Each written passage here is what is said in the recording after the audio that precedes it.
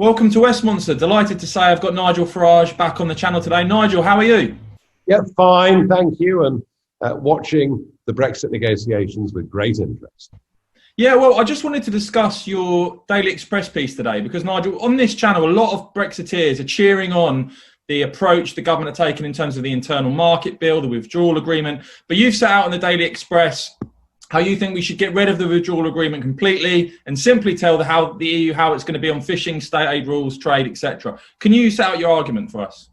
Well, look, I mean, the truth of it is, the reason we have this big row going on with Brussels and people up in arms and admissions by government ministers that we're about to break international law is because the chickens are coming home to roost from the withdrawal agreement and the attached political declaration from last year. Mrs. May had her draft treaty, which 3 times the House of Commons rejected. She was, of course, then faced with a challenge from the Brexit Party, which removed her as Prime Minister. Inevitably, Boris Johnson became Prime Minister. That was the only outcome that was ever going to happen. He goes to Brussels in October and gets rid of the backstop. Hooray! Everybody's happy. Isn't it wonderful? This is a great deal. And the truth of it was very, very similar to Mrs. May's deal. The big fundamental difference, of course, was that without the backstop, the whole of the UK wouldn't necessarily be trapped inside the customs union rules, but Northern Ireland would effectively be hived off from the rest of the United Kingdom. And when Johnson was asked about this, he just willfully said that wasn't the case. Well, now they're realizing that if we were not to reach a trade deal with the European Union, that Northern Ireland, could find itself with some of our products banned from going to the mainland into a separate part of the United Kingdom. Hence the legislation they're putting in place. But look, Boris is reneging on the withdrawal agreement, despite calling it an oven-ready deal, in other areas too, in state aid, in fishing. The truth of it is the withdrawal agreement is a completely rotten deal. It's a new EU treaty. I didn't spend 25 years trying to leave the European Union and its treaties to sign us up to another one that even makes commitments in areas like foreign policy. So I think the truth of it is we've realized the WA is no good. I cannot see any point now in proceeding down this path. Barnier will not change the withdrawal agreement. All right? He won't. He just won't. As far as he's concerned, that is banked. It is a new, and he used to carry around in Strasbourg and Brussels the deal, the withdrawal agreement, and he himself used to say, this is an international treaty. It was an argument I tried to make last year, but nobody was prepared to listen. New Prime Minister with more energy and more optimism, but perhaps not more honesty, if one's really addressing this. So they're not going to change it, and that means the government potentially has a real problem. So what does the government do? Well, it could collapse, completely collapse, and sign up to a rotten deal that keeps us aligned, but politically that is very difficult, and it would, finish up with whichever way we cut this, Northern Ireland being put in a very different category. Or we say simply, look, we're wasting our time here. We've made a terrible mistake with this withdrawal agreement.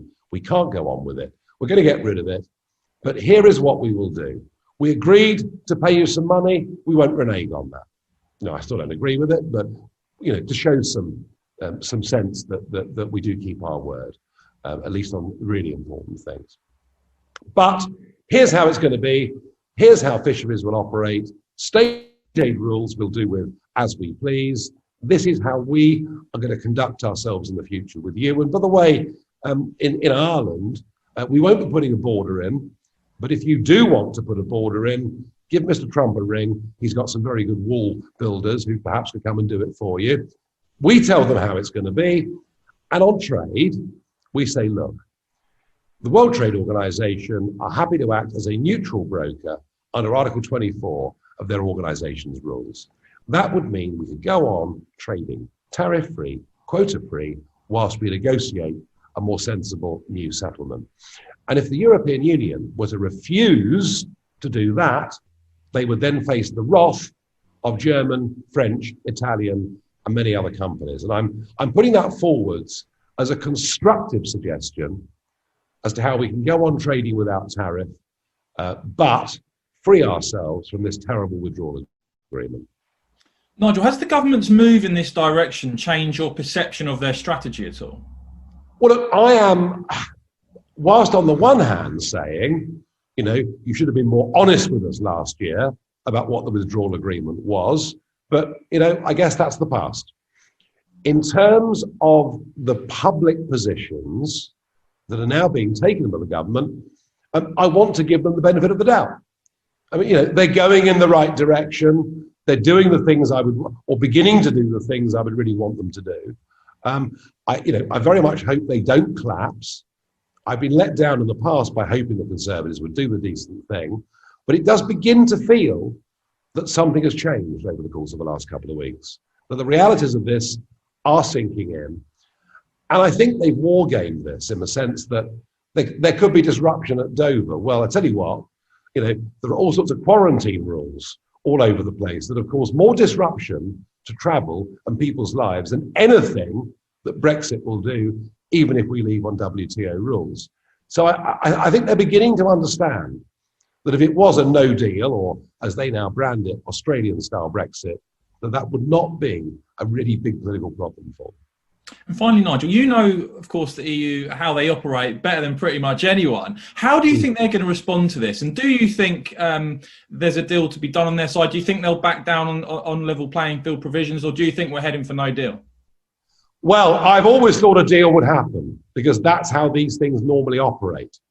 I've always thought a deal would happen, and I was always worried as to how many concessions we would make to give that deal. But I'm now beginning to think that if we're opening up the withdrawal agreement, I do not think that Barnier and co will even contemplate it. You know, treaties, I mean, these are the great tablets of stone in the European Union. You know, the European Commission call themselves the guardians of the treaties. Treaties are everything in the European Union, and they have been ever since the Treaty of Rome and its foundation. So if we're not going to have treaty change, we're going to need some very rapid movement from both sides to get something agreed. It begins to feel like we're running out of time. And finally, Nigel, which is why I put forward the Article 24 compromise as a means of keeping easy trade going whilst we rethink the next stage of this. And we would be completely out. There'd be no regulatory alignment. There'd be no commitments to any EU rules. There'd be no ECJ oversight. All things that the withdrawal agreement and the political declaration, you know, leave us probably with years of arguments to come. So there's a chance now to ditch the WA. I hope they do. And finally, Nigel, just for Brexiteers that are watching all of this unfold, what's your message to them? Well, the message is that the government fear you. They're very scared of you. They know what happened to Theresa May when she let people down. And they know in the Red Wall and elsewhere that many of these votes have been lent to the Conservative Party and that they have to deliver. So if you keep your resolve, they might just keep theirs. Nigel Farage, thanks for joining Westminster. And guys, if you've enjoyed this video, remember to subscribe and click the bell so you don't miss future episodes. Nigel Farage, thank you very much.